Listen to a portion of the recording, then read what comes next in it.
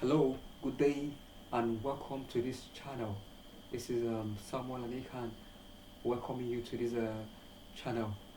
So, in this tutorial, in this lesson, we'll be looking at this is the third part of our lectures on motion. So, in the second lesson, we looked at uniform velocity, uniform speed. So today we'll be looking at average velocity, average speed, average velocity, average speed. Okay. So before we move ahead, I would like you, if you're not subscribed to this channel, go ahead and subscribe, like the video, and share it with others. So if you have any question, you can drop it in the comment section, and you can also chat me up on WhatsApp. This is my WhatsApp in case you need a one-on-one lesson, whether online or offline. Just chat me up on WhatsApp, and you can connect with me on Instagram via my Instagram account. This is my Instagram account up there. So today we'll be looking at average velocity. We'll be looking at average speed. Although I won't be stating the direction when it comes to velocity, just to save time. Okay.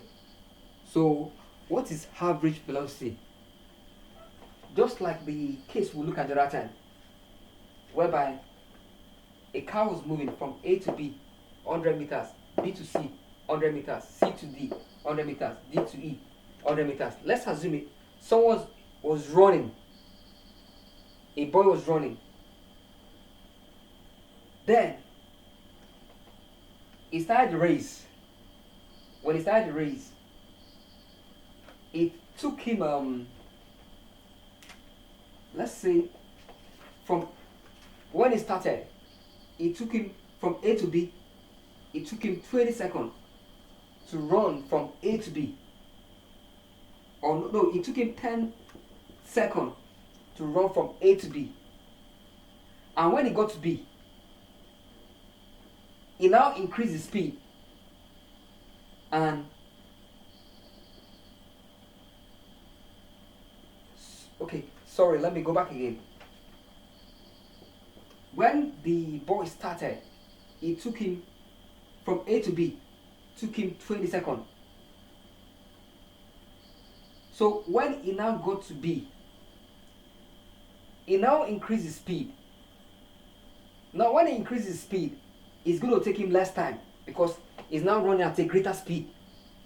So it will take less time to move that distance of 100 meters from B to C. So instead of 20 seconds now, it now takes him 10 seconds, okay, to go from B to C. And when he got to C, he now decided to maintain, maybe let's assume that he's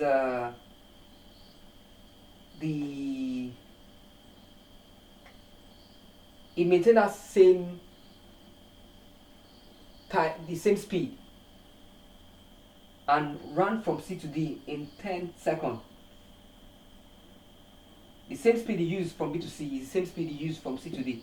So since he used the same speed or the same velocity he used from B to C is the same velocity he used from C to D. So since from B to C was covered in 10 seconds, he was also going to use 10 seconds to move from C to D. But when he got to D, he was tired, very, very tired.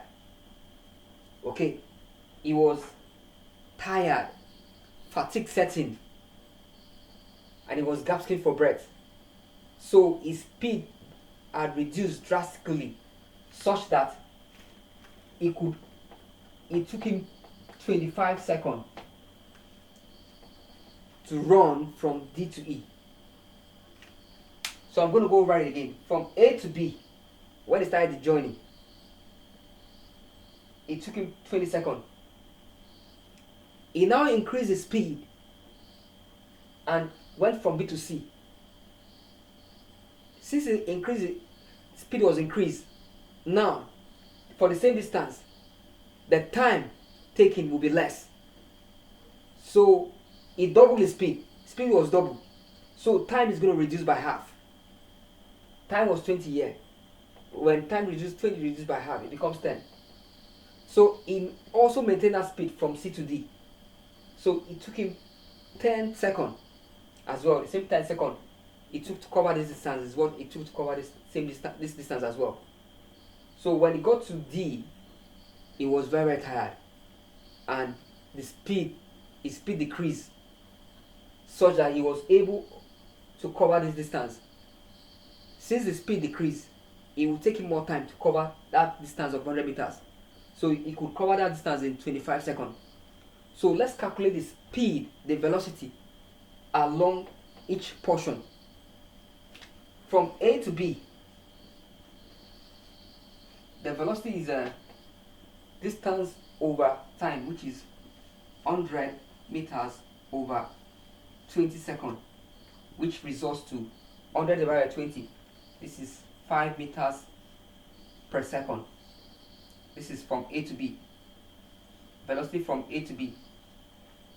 Next, we move to velocity from B to C. This is 100 meters. Distance taken all over the time taken. Time taken was 10 seconds. 100 divided by 10. This gives us 10 meters per second. This is the distance from B to C. The same distance, since the speed from B to C and the speed from D to C, the same distance was covered at the same time. So the velocity from C to D is still 10 meters per second. If you divide 100 by 10 as well, you still get the same 10 meters per second. So we move to from D to E. From D to E now, what happened was that the speed had decreased. It took a longer time. So let's calculate the speed. The distance here was 100 meters divided by time, 25 seconds. 100 divided by 25 is 4. So the speed from D to E is 4 meters per second. So looking at this journey, you can discover that the velocity wasn't uniform throughout. There were alterations, decrease, increase. From A to B, it was 5. The velocity was 5 meters. Then from B to C, the speed increased to 10 meters per second. Then from C to D, it remained at 10 meters per second. It was uniform. It didn't change. It didn't change from C to D. It still remained at 10. But from D to E, the final lap of the journey, it decreased drastically due to the fact that the boy was tired. So it now decreased to 4 meters per second. So in this case, although there was uniform, the velocity was uniform between D and E, but from the beginning of the journey to the end, the velocity is not uniform. So which velocity are we, if you are asked to state the velocity for the entire journey, what are you going to use? Which of these velocities are you going to use? Are you going to use 5, 10, or 4? Are you going to use the velocity between A or B, B or C, C or D, D or E? You can't use any of these velocities to represent the velocity of the entire journey. Since the velocity was moving up, coming down, it remains steady at a point, it now dropped drastically. So what you can do is that you can calculate the average velocity for the entire journey. The average velocity of the entire journey. So how do you calculate the average velocity of the entire journey? The average velocity of the entire journey is calculated by, you add the total distance taken from the beginning of the journey to the end and the total time that the journey took. So over here now,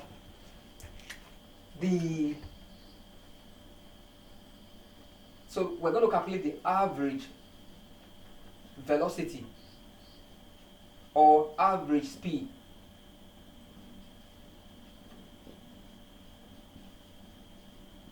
This is equals to the total time taken over, total distance covered or total displacement covered. Total distance or displacement covered depending on what you are calculating. If you are calculating average velocity, you are going to use displacement. If you are calculating distance, you are going to use distance. So total displacement of distance over the total time. So this is going to be, the distance was what? 100 plus 100 plus 100 plus 100. This is 100 meters plus 100 meters plus 100 meters plus 100 meters.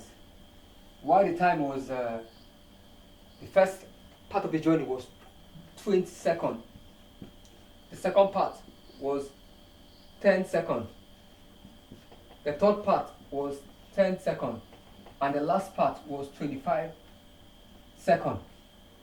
So this gives us 100 plus 100 plus 100 plus 100, that is 400 meters. While 20 plus 10 is 30. 30 plus 10 is 40. 40 plus 25 is 65. So this is 65 seconds. So we're going to work out 400 divided by 65. What is going to give us? Okay. So I'm going to press my calculator to work that out. So on pressing my calculator, 400 meters divided by 65 seconds gives me 6.15 to 2 decimal places, 6.5 meters per second. So this 6.5 meters per second represents the average velocity from the beginning of the journey to the end of the journey. That is the average velocity. Okay, it doesn't represent the velocity between A or B, B or C, C or D, D or E. It represents the average velocity from the beginning of the journey to the end. So you could see that the velocity from A to B was 5 meters per second. Velocity from B to C was 10 meters per second, which was the same as velocity from C to D, 10 meters per second. The velocity from D to E was 4 meters per second. So this is the average. And let's compare the average velocity, which velocity from A to B was 6. This is smaller. This velocity here is smaller than the average. This one is 10. This is bigger than the average. This one is from C to D is 10 as well. This is bigger than the average, while this one is smaller. So that is the average velocity from the beginning of the journey to the end. Now for your assignment, I want you to calculate the average velocity between point A to D, point B to E, and point C to E. So calculate the average velocity between point A to D, B to E, and C to E, or the average speed as well. The average speed and the average velocity will be calculated in the same way. Even though I'm not stating the direction, I don't want to waste time stating the direction for velocity, but the average speed and average velocity are going to be calculated in the same pattern. Okay, so I believe with this we can always calculate the average velocity for any quantity. So if you have any question, you are free to drop your questions in the comment section. You can go ahead and drop your questions in the comment section. Okay, and if you're not subscribed to this channel, go ahead and subscribe and like the video, drop your comments, and share with your friends, share with your family members, and In our next video, we will be looking at acceleration. We'll be looking at the concept of acceleration. Acceleration is another important parameter, another important quantity when we are dealing with motion. So we are going to look at acceleration. So we are going to end this lesson at this point. Thank you. Bye and God bless you.